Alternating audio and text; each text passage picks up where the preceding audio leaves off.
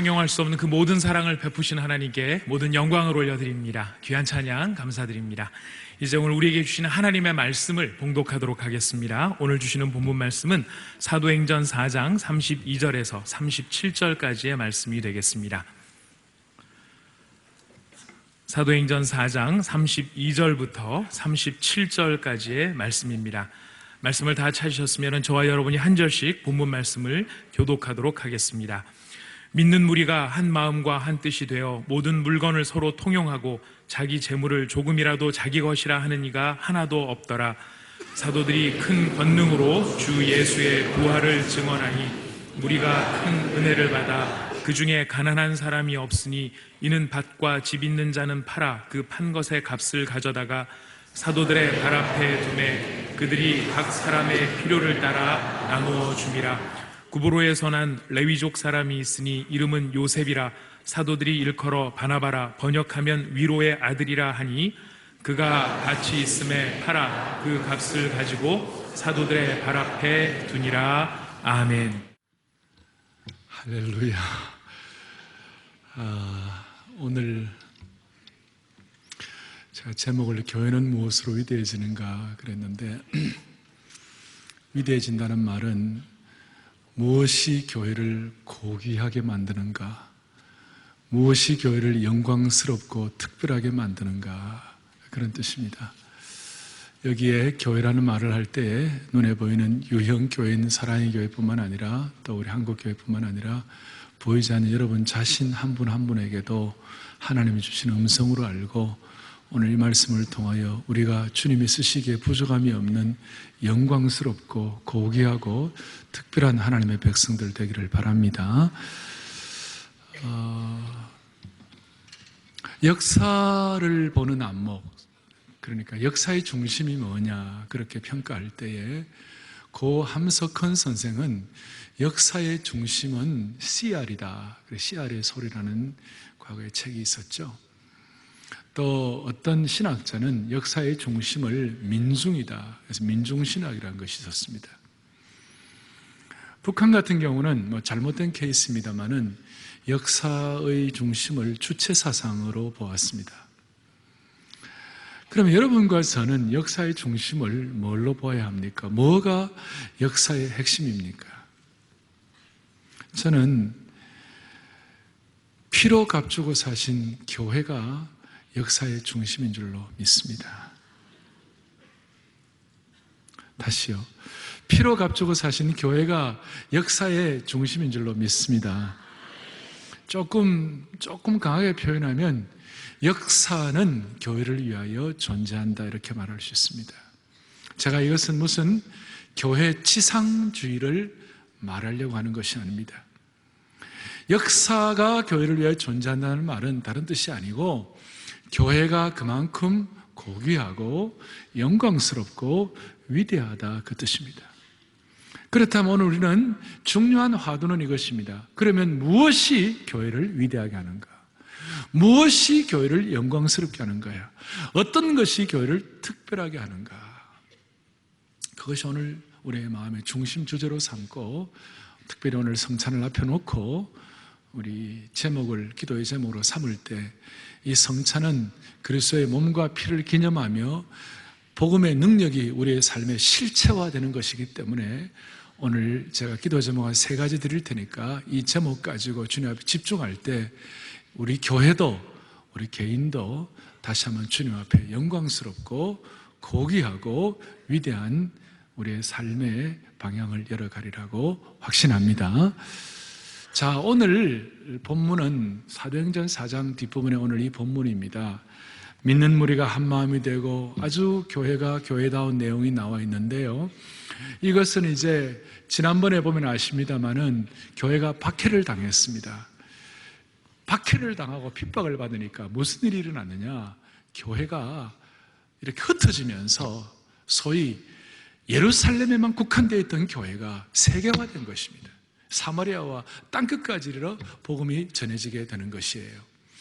핍박이 오히려 교회가 흩어져서 세계를 품을 수 있는 그런 계기가 되었다는 것입니다. 사도행전 1장 8절, 사도행전 전체 요절이라고 말할 수 있는데 너희가 성령의 권능을 받으면 예루살렘과 온 유대와 사마리아와 땅끝까지 이르러 내 증인이 되리라 그랬습니다. 그래서 이렇게 말을, 첫 번째 기도의 제목은 교회나 개인이 위대하게 되려면 먼저 복음의 이 세계성에 주목해야 합니다.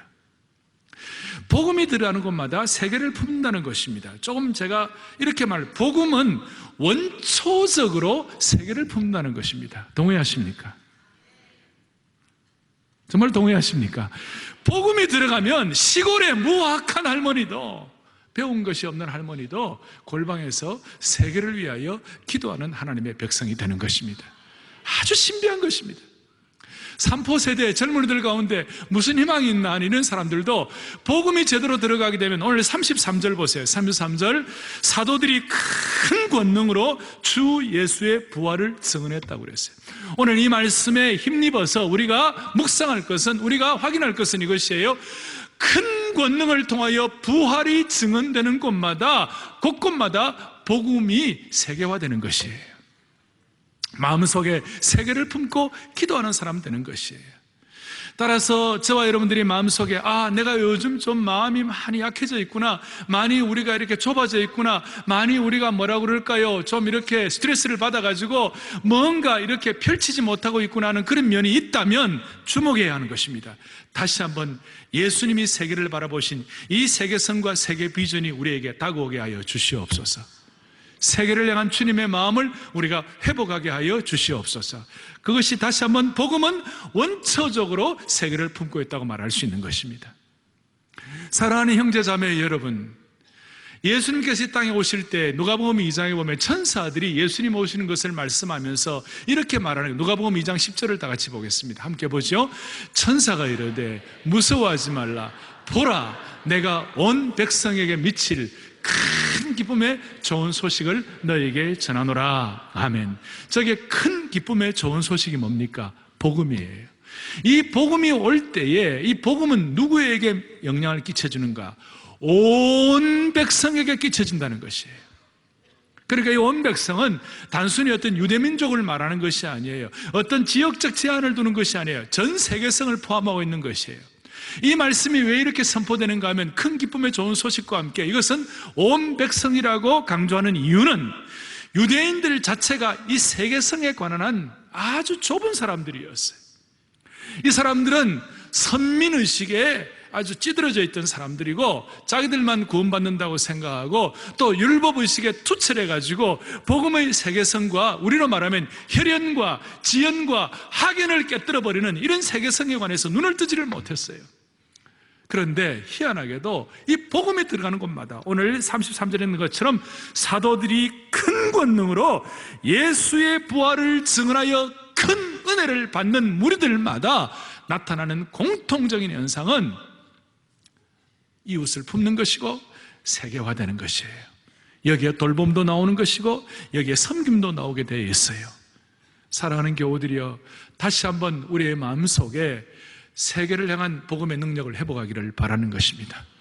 골로새서 1장 23절에 바울 사도는 이 복음의 세계성을 깨닫고 뭐라고 선포하느냐? 다 같이 우리 또박또박 합독하도록 하겠습니다. 만일 너희가 믿음에 거하고 터 위에 굳게 서서 너희 들은 바 복음의 소망에서 흔들리지 아니하면 그리하리라. 이 복음은 천하 만민에게 전파된 바요, 나 바울은 이 복음의 일꾼이 되었노라. 아멘. 여기에 보세요. 큰 권능으로 주 예수의 부활이 증언됨으로 말미암아 바울이 예수 그리스도를 복음의 참 능력을 통하여 깨어지고 주님을 구세주로 모시게 되니까 이 복음은 천하 만민에게 전파된 것이다. 그리고 나 바울은 천하 만민을 위한 복음의 일꾼이 되었노라. 그렇게 말씀하는 거예요. 바울은 본래 통 큰 사람이 아니었어요. 자기 마음에 안 들면 판단하고 사람 돌멩이 던지고 사람 쳐 죽이는 사람이었어요. 사도행전 7장에 보면 사도 바울이 스데반을, 그 당시에는 사울이었죠, 스데반을 죽이는데 제일 앞장섰어요. 마음이 좁았어요. 자기 마음에 안 드니까 돌멩이 던지고 사람 죽이는 사람이었어요.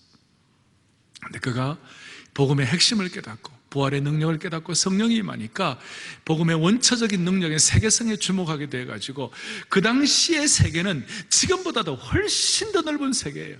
지금은 비행기를 타면 하루에 전 세계를 다 한 바퀴 돌 수가 있습니다. 그렇지만 그 당시에는 다른 교통수단이 없었기 때문에 기껏 가봐야 하루에 사람이 30-40km밖에 못 가고 말 타고 가봐야 얼마나 가겠어요? 그러니 지금보다도 몇백 배나 더 넓은 세계, 지금보다도 세계 비전을 갖기가 훨씬 더 힘든 시기예요. 그런데도 불구하고 세계를 가슴에 품고 세계성을 가지고 세계를 위한 하나님의 백성이 된 것입니다.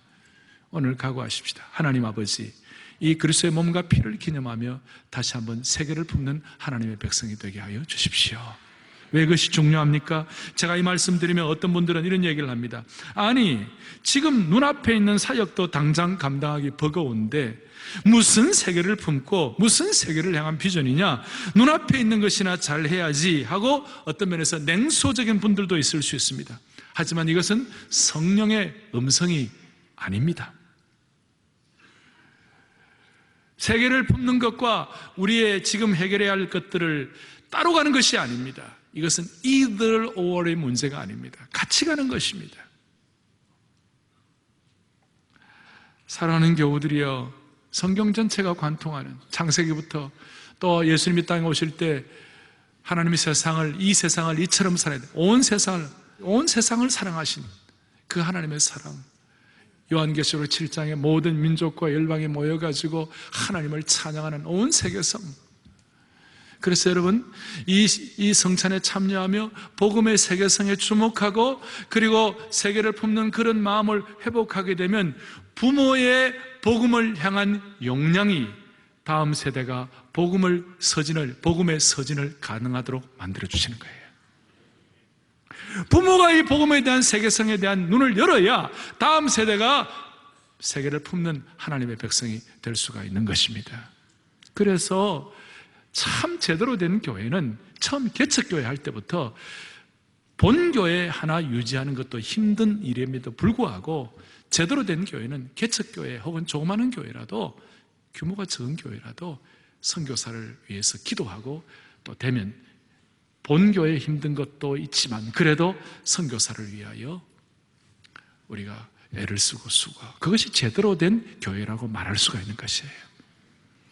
우리 교회는 예를 들어서 IMF가 일어났다, 한국 교회 경제가 어렵다 그렇게 할 때라도 우리는 선교를 위한 우리의 헌신과 투자는 아끼지를 않았었어요.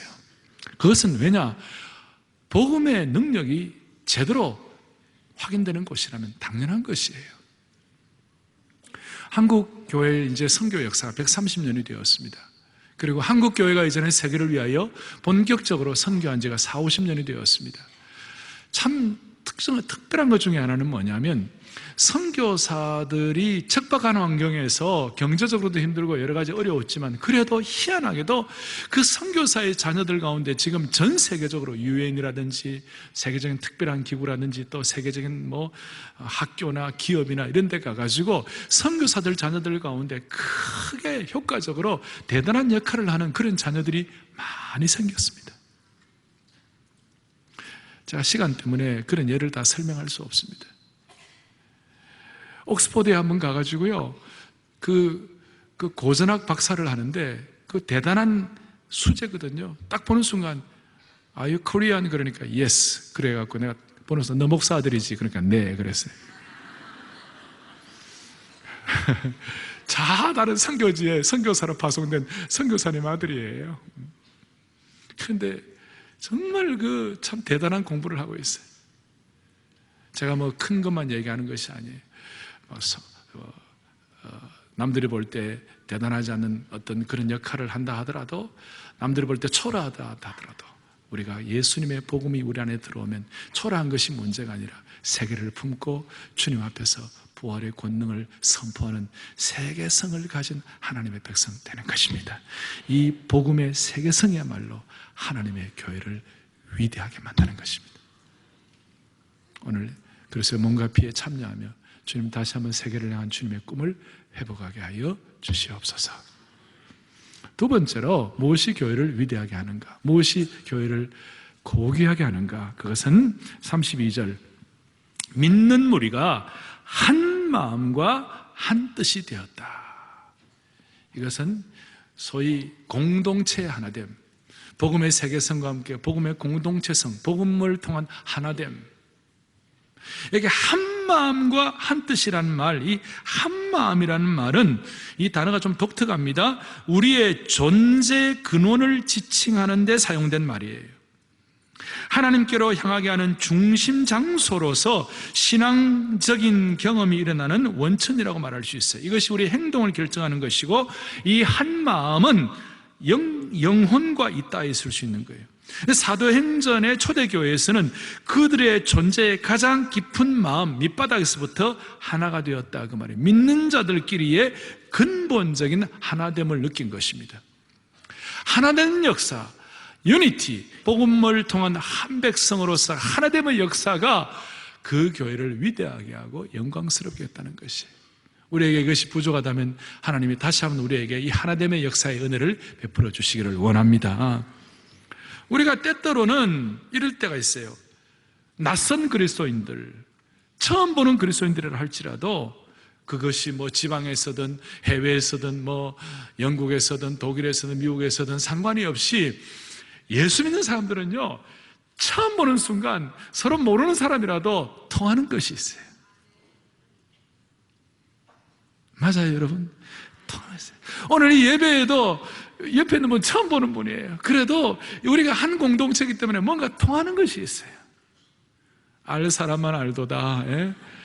통하는 것이 있어요. 또 통해야 돼요. 우리가 교회 역사가 37년이 돼가고 우리도 모르게 어떤 흐름이 있어가지고 시스템이 뭐 있다 이거 있겠지만, 더 중요한 시스템은 복음 안에서 마음이 하나 되는 것이에요. 처음 와도 우리가 서로 하나 되는 것이에요. 자, 오늘 독일에 가서 동독 출신 국회의원을 만나는데, 그분이 제 옆에 앉아 대화를 하는데요, 보니까 요하네스 살레라는 분이셨는데, 딱 보는 순간에 이분은 예수님 닮는 사람이다, 이 사람은 참 신실한 그리스도인이다. 그리고 뭐 제가 독어를 잘 못하거든요. 아는 건 딱 이힐리베 디히 그것밖에 몰라요. 그리고 제가 독일어 찬송 가운데 Ich lobe meine Gott라고 있어요. 주 찬양합니다, 내 마음을 다해. 그거 알거든요. 그거 하니까 그냥 통해버렸어요, 그냥.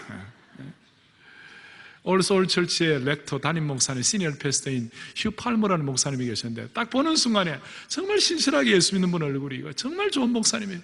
그분도 존 스타트라는 위대한 분의 후임이 갔으니까 얼마나 짐이 많겠어요. 저도 또 우리가 서로 통하는 거예요. 아주 통하는 거예요, 그냥. 제가 저를 예를 들었습니다. 저는 아무것도 아니고, 우리 모두가 다 신앙 안에서 지금까지 살아오신 수십 년간의 여러분들의 삶의 자취를 돌아보세요. 아프리카 가도요, 예수님 잘 믿는 분들은 서로 통하고 서로 허가하고 그렇게 하는 거예요. 왜? 우리는 저 마음속 밑바닥 가운데서부터 32절에 것처럼 믿는 무리가 한 마음과 한 뜻이 되는 거예요. 아니, 믿는 무리는 한 마음과 한 뜻이 돼야만 되고 될 수밖에 없는 것이에요. 이것이 오늘 성찬 앞에서 우리가 주고받아야 할 하나님의 은혜라고 믿습니다. 어느 젊은 부부가, 신혼부부가 서로 부부싸움을 하는 거예요. 막 티격대가고 하다 보니까 좀 과한 말이 나온 거예요. 이전에 막 하다 안 되니까 막 친정집 얘기가 나오고 시가댁 얘기가 나오고 막 서로 싸우는 거예요. 그 순간 아내가 왼손을 번쩍 들면서, 여보, 이 반지 기억나느냐고. 뭐 결혼식 반지 있지 않습니까? 이 지환을 주고받았는데 이 반지 기억나느냐고. 보니까 이 반지는 우리가 한 팀이라고요, 여보. 우리는 서로 상처를 주고받아야 하고 이런 모진 소리를 주고받아야 할 그를 우리는 사람들이 아니고 우리는 한 가족이라고, 한 팀이라고. 시사하는 바가 많죠. 우리는 예수님 안에서 우리는 한 가족이 되었어요. 영적 가족이에요. 예수의 보혈의 능력의 지환이 우리를 감쌌어요. 맞습니까? 우리는 한 팀이라고요, 한 가족이라고요. 그런데 모진 말을 주고받는다, 이건 말이 안 되는 거예요. 이것이 교회의 영광을 해치는 것이에요. 마음의 내적인 하나됨은 영적인 일치를 가져오는 거예요.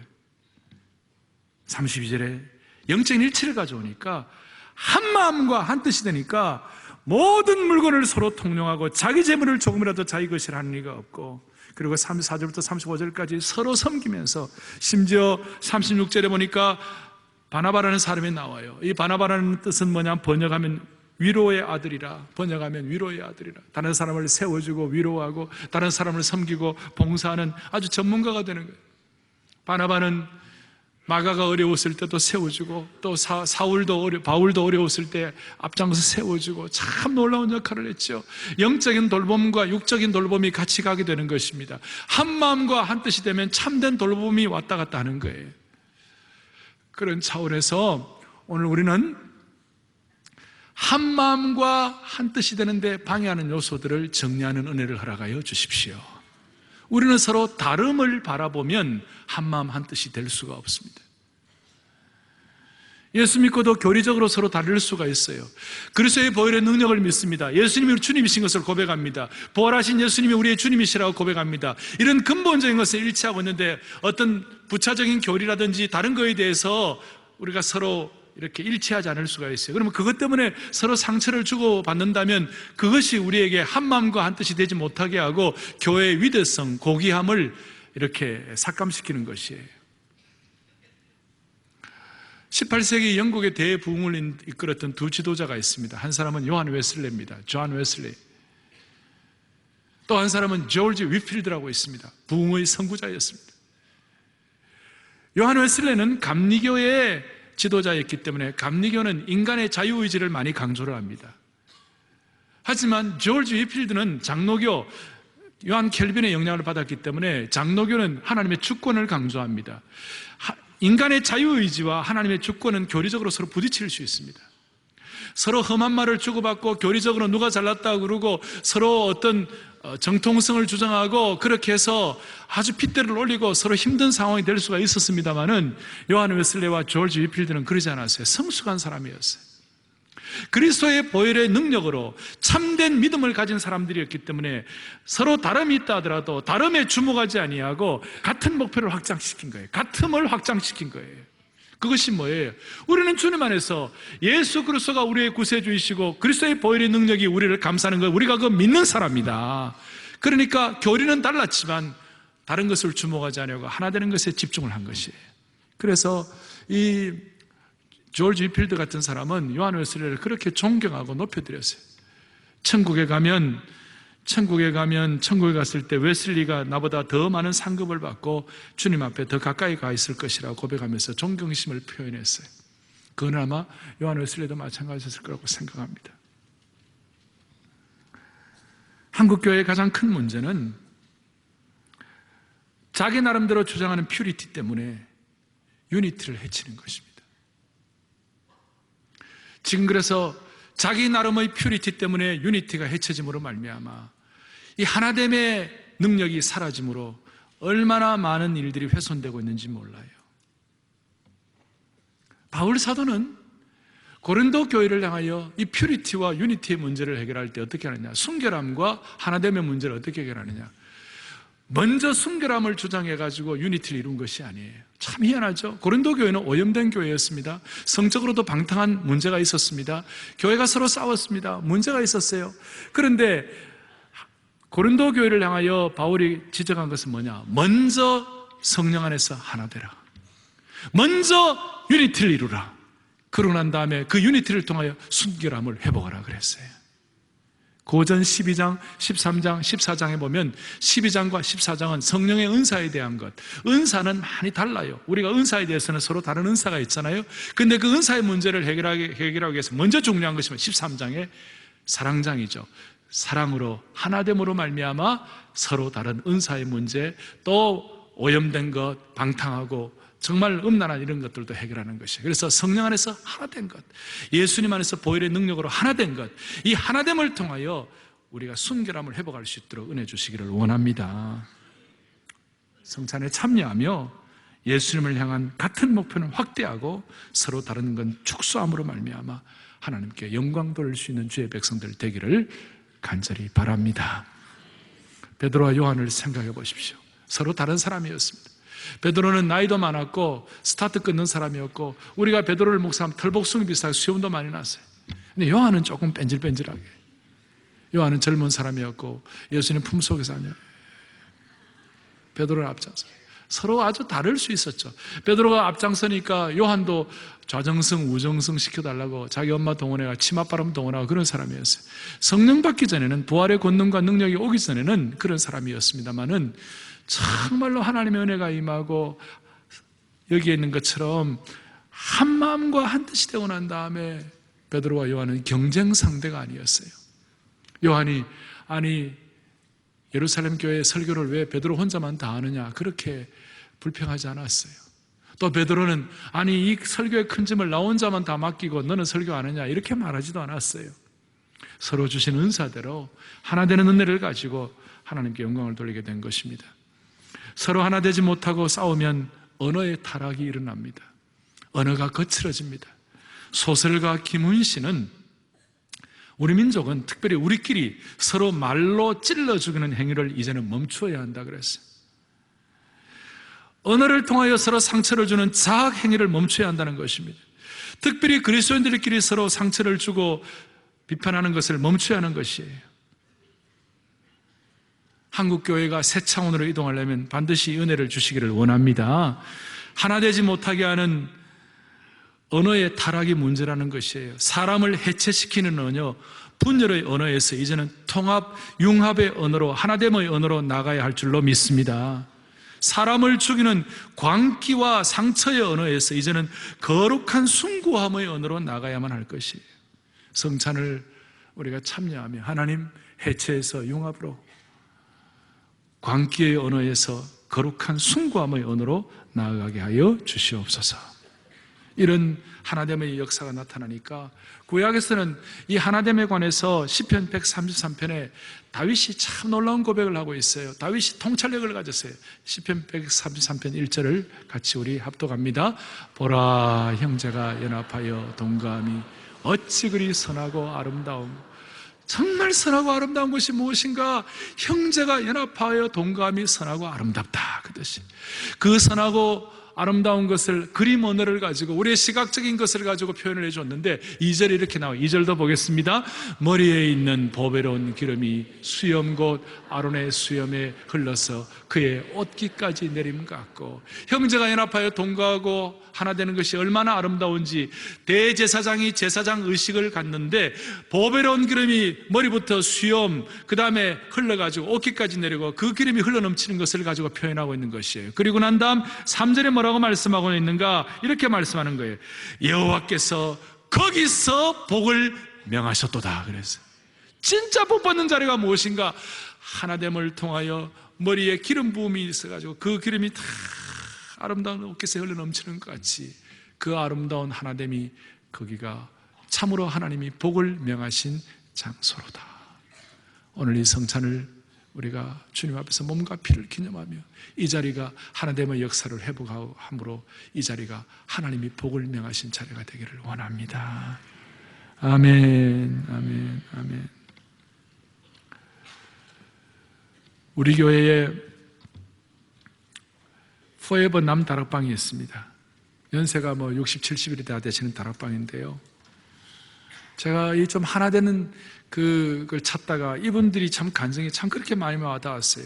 남 다락방인데 그 다락방은 성령의 열기가 충만한 다락방이요. 제가 그냥 표현을 좀 해보라고 그랬어요. 그러니까 이렇게 은혜가 넘치는 다락방이요, 오고 싶은 다락방이요, 기다려지는 다락방이요, 찬양이 넘치는 다락방이요, 말씀과 기도가 살아있는 다락방이요, 그 다음에 삶을 변화시키는 다락방이에요. 중요한 게 뭐냐면 출석률 100% 다락방이에요.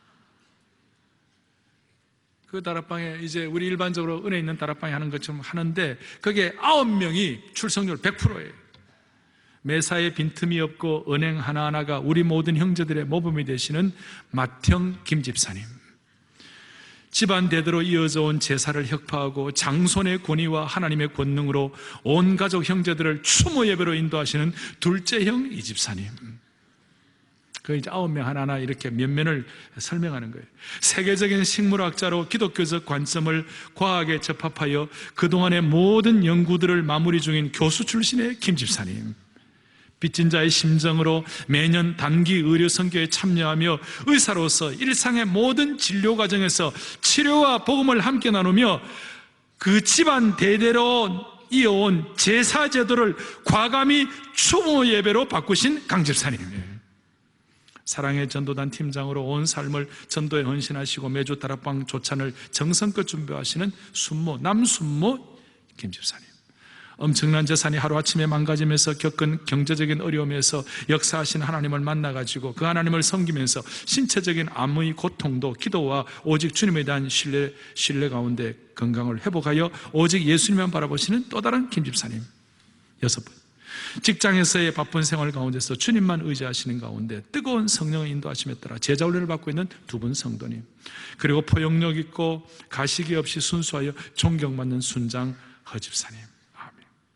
제가 이렇게 오늘 좀 시간을 써도 됩니까? 이게 하나 되는 거예요. 하나 되는 거예요.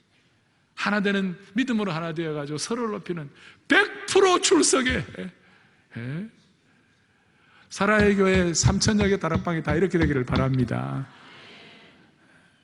여기에 교회의 권위가 회복되고 교회가 위대해지고 여기에 교회의 참 영광이 회복이 될 수가 있습니다.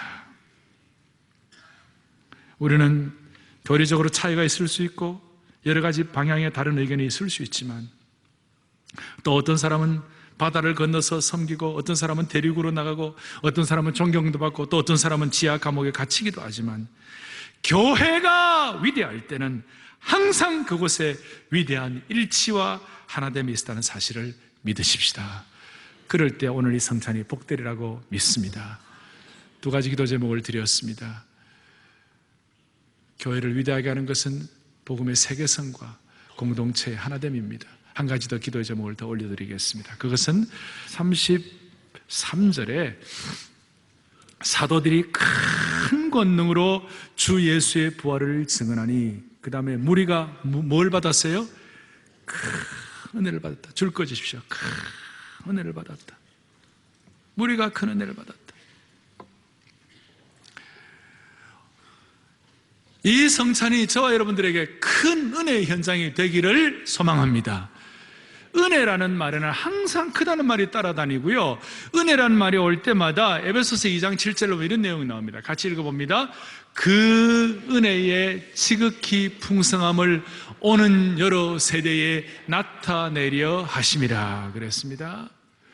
은혜라는 말에 항상 따라오는 용어가 뭐냐면 지극히 풍성하다. 지극한 풍성함. 이것이 은혜를 아는 사람에게 따라오는 용어라고 말할 수 있습니다. 저와 여러분들은 지극한 풍성함을 따라 단번에 예수를 믿은 줄로 믿습니다. 저와 여러분들은 지극한 풍성함 때문에 오늘도 예수님을 닮아가는 성화의 과정에 주님이 우리를 이끌어 주신다고 믿습니다. 우리는 지극한 풍성함을 받았기 때문에 어느 날 우리가 주님 앞에 영화로운 몸으로 변화될 줄로 믿는 것입니다. 이 지극히 풍성한 하나님의 은혜의 결과예요. 은혜는 지극히 풍성한 것입니다. 이 지극히 풍성한 은혜에 의존된 사람이 될 때에 우리는 다른 사람에게도 은혜로운 사람, 관대한 사람, 너그러운 사람 될 수가 있습니다. 왜 남들을 비난하고 공격을 합니까? 은혜를 모르기 때문에 그렇습니다. 자기에게 베풀어 주신 하나님의 은혜를 제대로 받아본 적이 없기 때문에 우리는 남들을 공격하는 것입니다. 여러분 진짜 은혜를 받아보세요. 모든 은혜를 받는 사람은 아까 지극히 풍성한 은혜를 받는 사람은 예외가 없어요. 누가복음 18장 하면 은혜 없는 바리새인은요 자기의 일을 주장합니다. 내가 뭐 어땠다 주장합니다. 그러나 지극히 풍성한 은혜를 받은 세리는 감히 얼굴을 못 들고 기둥 뒤에 서서 주님, 나는 주님 없으면 못 삽니다. 주님 나를 불쌍히 여겨 주시옵소서. 절대 의존 의식을 가진 것이에요. 이것이 지극히 풍성한 은혜예요. 그리고 나는 정말 죄인입니다. 뭐예요? 절대 부족의식을 갖는 거예요.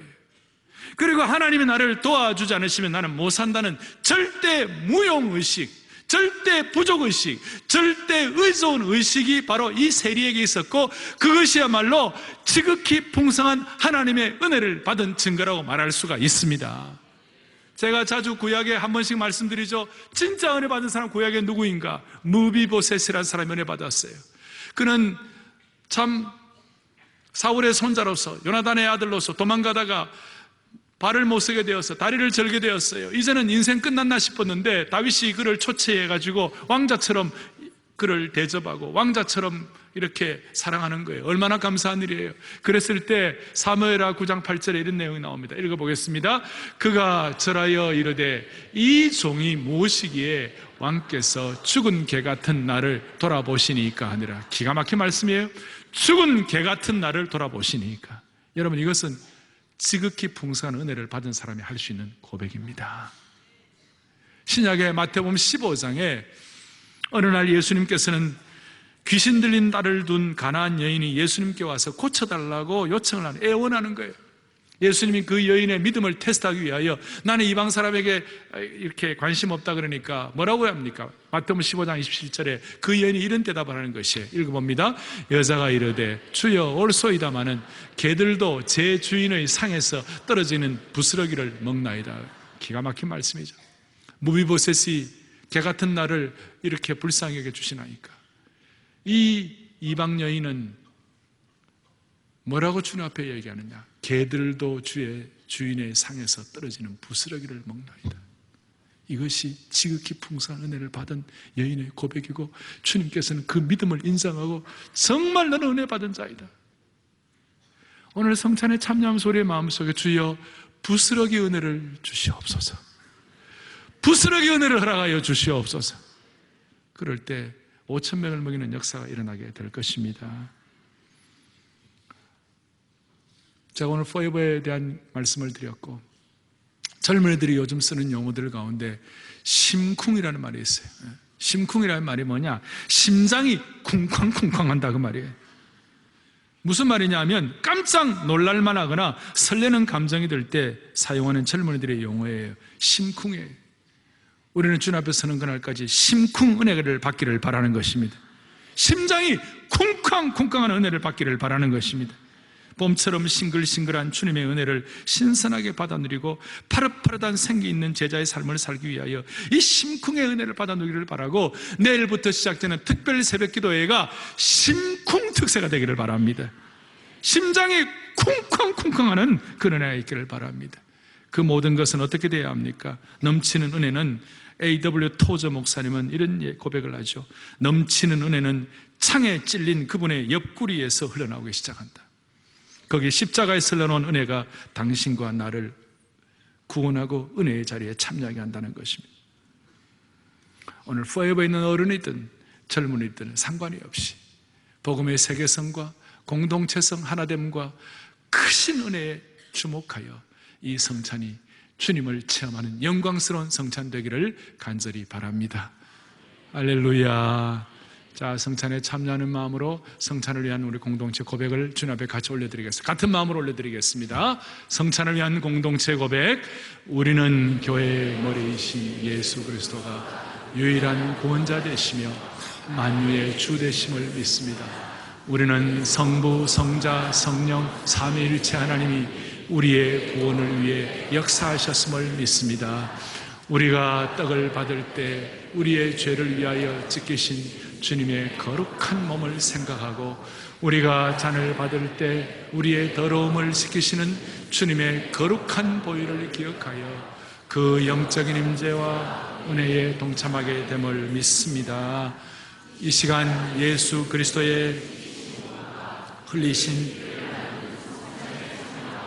우리의 영혼을 소생시키시고 마음을 정결하게 하여 주옵소서. 성찬 가운데 임재하여 주셔서 주님의 은혜로 덮어주시고 만나주시고 다스려 주옵소서. 우리는 영가족입니다. 우리는 영원한 한 가족입니다. 우리는 예수 그리스도의 생명을 나누는 영원한 공동체입니다. 아멘. 오늘 이 마음을 가지고 함께 주님의 몸과 피를 기념하는 성찬에 참여하겠습니다. 성찬위원들은 자리에서 정위치해 주시기 바랍니다. 정결하게 하는 셈이 찬양하겠습니다. 198장 1절을 같이 하시면서 오늘 이 성찬을 여러분들 주님 앞에서 하나님 아버지 하나됨의 능력이 회복되게 하시고 또 큰 은혜를 받는 지극히 풍성한 성찬이 되게 하시고 성찬을 통하여 부족하지만 세계를 품는 하나님의 백성들로 무장시켜 주시기를 소원합니다.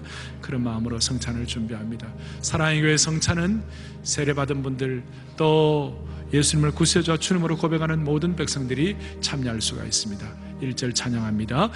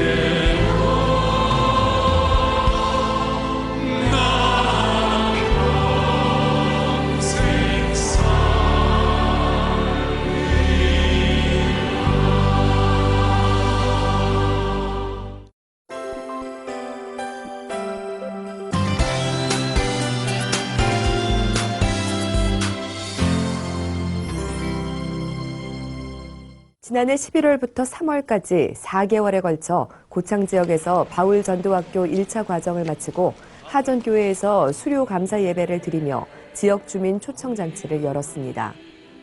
이번 바울 전도학교 과정은 고창 지역의 15개 교회의 목회자 부부와 평신도 32명이 수료했으며 전도 실습을 통해 232명에게 복음을 제시, 151명이 결신했습니다. 앞으로 바울 선교회는 고창 지역 교회가 스스로 훈련을 이어갈 수 있도록 하는 데 목적을 두고 2차 바울 전도학교와 제자 훈련을 위한 사역을 계획하고 있습니다. 어떻게 전도를 해야 될지 그거를 알게 됐어요. 그래서 이제 시골에서도 제가 전도를 나가게 된다면 이런 방식으로 그리고 이렇게 어르신들한테 전도를 할 수 있겠구나 이런 좋은 것들을 지금 많이 배우고 있습니다. 루디아 선교회는 강촌 지역교회에서 매월 넷째 주에 진행하는 연합노인대학을 직접 방문해 섬기고 있는데요. 한 사람 한 사람을 위해 가족처럼 마음을 다해 섬기고 복음이 전해지도록 애쓰고 있으며 지역 청소년 전도를 위해 에베네셀 수련원을 지원하고 방학 때에는 성경학교를 주최하고 있습니다. 에베네셀의 바울 선교회와 루디아 선교회 사역이 미자립교회 지원의 본보기가 되고 대한예수교 장로회 총회의 교회 자립지원실행위원회에서 좋은 사례로 발표돼 미자립교회 지원 사역의 마중물, 디딤돌이 되기를 바랍니다.